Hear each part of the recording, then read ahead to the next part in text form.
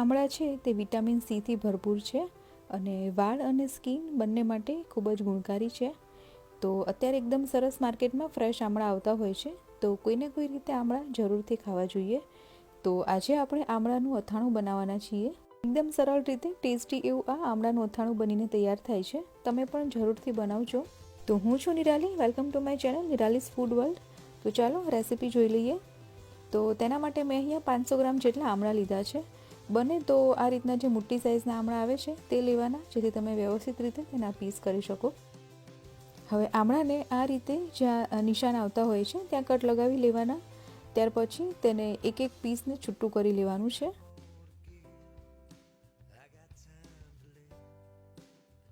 તો આ રીતે એક એક કરી અને બધા પીસ કાઢી લેવાના છે. તો તમે જોઈ શકો છો બધા જ આમળાના મેં પીસ કરી લીધા છે અહીંયા. હવે તેમાં ઉમેરવાના મસાલા જોઈ લઈએ. તો 1 ચમચી કશ્મીરી લાલ મરચું પાવડર લીધું છે, 1 ચમચી રાઈના કુરિયા, 2 ચમચી મેથીના કુરિયા, 1 ચમચી મીઠું, 1.5 ચમચી જેટલો ગોળ લીધો છે. ગોળને આ રીતે ઝીણો સમારી લેવાનો છે. 1 ચમચી વરિયાળી લીધી છે અને 1 ચમચી હળદર.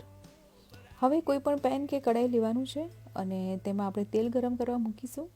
તો અહીંયા મેં 1/4 કપ જેટલું તેલ લીધું છે અને શીંગ તેલનો ઉપયોગ કર્યો છે. તમે સરસવના તેલનો પણ ઉપયોગ કરી શકો છો અથાણું બનાવવા માટે.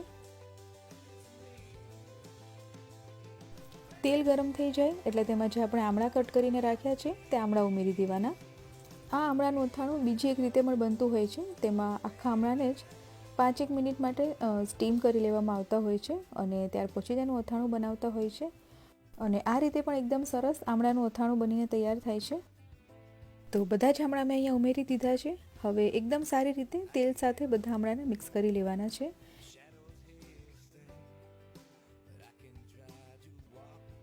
મિક્સ થઈ જાય એટલે ઢાંકી દઈ અને ધીમા ગેસ ઉપર આપણે આમળાને કૂક થવા દેવાના છે.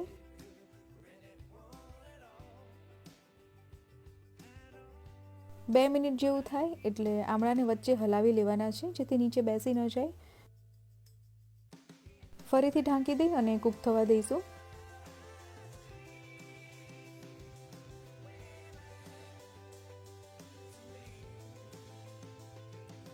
તો ફરીથી મેં 3 મિનિટ જેવું આમળાને કૂક થવા દીધા હતા અને વચ્ચે એક વખત હલાવી લીધું હતું. તો હવે આપણે તેને પ્રેસ કરી અને ચેક કરી લેવાનું છે કે તે બરાબર રીતે કૂક થયા છે કે નહીં.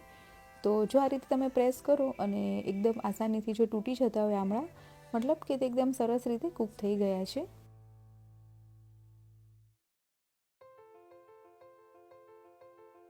તો આમળા આપણા રેડી છે કૂક થઈને. હવે આ રીતે વચ્ચે થોડી જગ્યા બનાવી દેવાની છે, જેમાં આપણે બધા મસાલા ઉમેરીશું.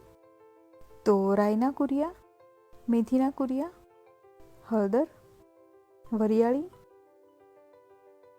તો આટલી વસ્તુ ઉમેરી અને પહેલાં તેને આ રીતે મિક્સ કરી લેવાની છે.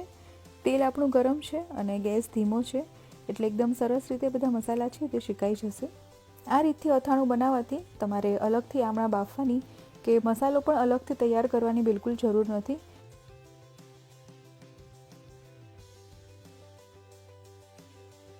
હવે જે લાલ મરચું પાવડર લીધું હતું તે ઉમેરી દેવાનું છે. મીઠું પણ ઉમેરી દેવાનું છે. અહીંયા મેં 1 ચમચી મીઠું લીધું છે. તમે તમારા સ્વાદ પ્રમાણે થોડું વધારે ઉમેરવું હોય તો ઉમેરી શકો. ગોળ જે આપણે લીધો હતો તે પણ ઉમેરી દઈશું અને ફરીથી બધી વસ્તુને મિક્સ કરી લેવાની છે. અને હવે આ તૈયાર કરેલા મસાલાને આમળા સાથે મિક્સ કરી લેવાનું છે. તો જેમ જેમ તમે મિક્સ કરતા જશો એમ ગોળ છે તે પીગળતો જશે અને તેલ પણ છૂટું પડવા લાગશે. અત્યારે તમને કોરું લાગી રહ્યું છે, પણ ધીમે ધીમે તેલ છૂટું પડશે. આ રીતે ગેસને ધીમો રાખી અને બધી વસ્તુને મેં સરસ રીતે મિક્સ કરી લીધી છે.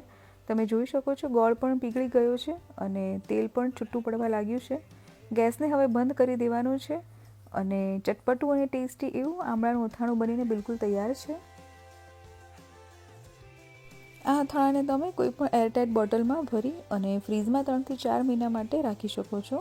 આ અથાણું મેં ફ્રેશ ખાવા માટે બનાવ્યું છે, એટલે ઓછા તેલ અને મીઠાનો ઉપયોગ કર્યો છે.